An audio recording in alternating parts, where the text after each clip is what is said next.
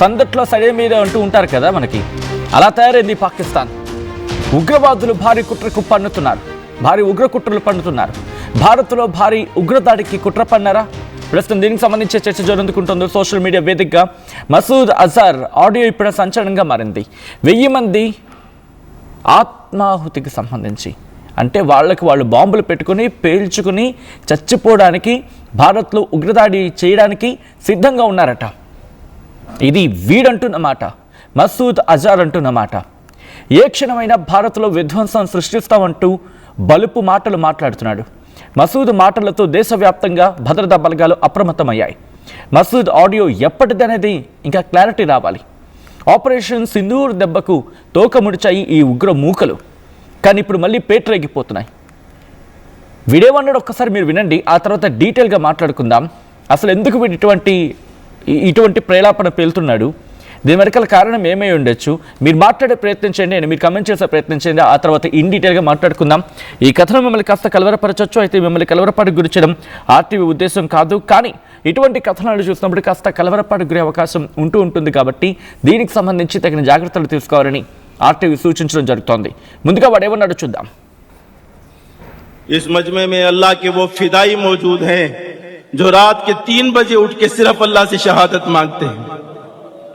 ना ये कहते हैं कि कर्जे उतर जाएं, ना ये कहते हैं कि बीवी मिल जाए, ना ये कहते हैं मकान मिल जाए, ना ये कहते हैं दुकान मिल जाए, ना ये कहते हैं बच्चे फरमा बरदार बन जाए, ना ये कहते हैं यूरोप का वीजा मिल जाए, ना ये कहते हैं अमेरिका का वीजा मिल जाए, ना ये अल्लाह से गाड़ी मांगते हैं, ना नए तर्ज का मोटरसाइकिल मांगते हैं, ना अल्लाह ताला से आईफोन मांगते हैं।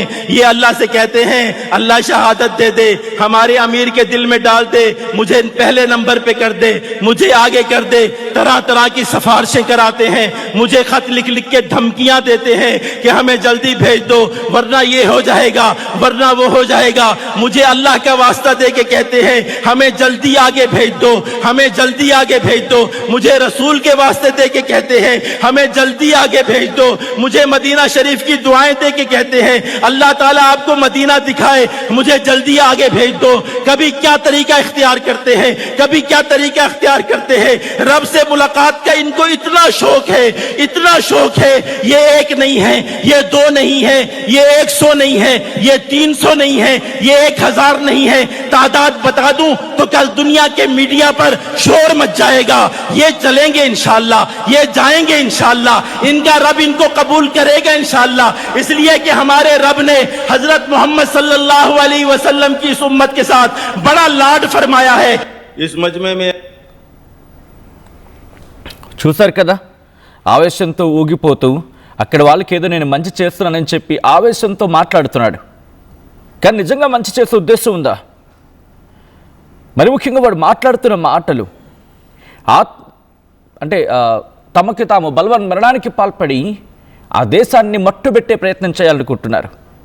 ఒకరు కాదు, ఇద్దరు కాదు, ఏకంగా 1000 మంది కూడా కాదు, వేల సంఖ్యలో బలవన్ మరణానికి పాల్పడి ఆ బాంబులు పెట్టుకొని తమని తాము పేల్చుకొని చచ్చిపోయే మూకలు సిద్ధంగా ఉన్నాయంట. వాడు భారత్లోకి రావడానికి అనుమతించాలని నాపై ఒత్తిడి చేస్తున్నారు. అంటే వీళ్ళు ఉంటారు కదా, బాంబులు బాడీకి కనెక్ట్ చేసేసుకొని తమకు తాము పేల్చేసుకుంటారు. వాళ్ళు భారత్లోకి రావడానికి సిద్ధంగా ఉన్నారట, వీడికి పర్మిషన్ అడుగుతున్నారట. బాగుందిరా, పనికి మాలిన ప్రలాపనంతా మీకు భలే ట్రైనింగ్ ఇస్తారా? ఓకే, వీడికి ఇంకా ఇద్దాం, ముందు ఉంది. మొత్తం సంఖ్యను ఇంకా నేను బయటికి చెప్పను, ప్రపంచం షాక్ అవుతుందంట. ఏంది అయ్యేది షాకు? నేను చెప్తా చూడు, ఒకసారి గుర్తు చేసుకో. అప్పుడు మేము కొట్టిన దెబ్బ ఉంది కదా, ఆ దెబ్బ ఒక్కసారి నేను చెప్తా. వీడెందుకు ఏడుస్తున్నాడో తెలుసా అండి? మనం ఆపరేషన్ సింధూర్లో దాడి చేశాం కదా, దాడి చేసినప్పుడు వీడి కుటుంబంలో ఇంకా 10 మంది చచ్చారు. వీడప్పుడు ఏడ్చాడు, నన్ను ఎందుకు పట్టుకుపోలేదు దేవుడా అని చెప్పి. ఆ ఏడుపు ఇంకా కంటిన్యూ అవుతుంది వీడికి. వీడు ఇంకా అక్కడ తిష్ట వేసుకొని కూర్చొని మాట్లాడుతున్నాడు. అసలు వీడికి ఎందుకంటే భారత్ మీద ఎంత విద్వేషం తెలుసా మీకు?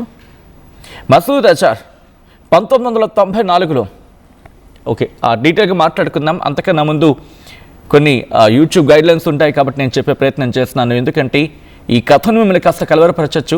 అయితే మిమ్మల్ని కలవరపాటు గురి చేయడం ఆర్టీవీ ఉద్దేశం కాదు. కానీ ఎటువంటి కథలను చూసినప్పుడు కాస్త కలవరపాటు గురి అవకాశం ఉంటుంది కాబట్టి దీనికి సంబంధించి తగిన జాగ్రత్తలు తీసుకోవాలని ఆర్టీవీ సూచించడం జరుగుతోంది.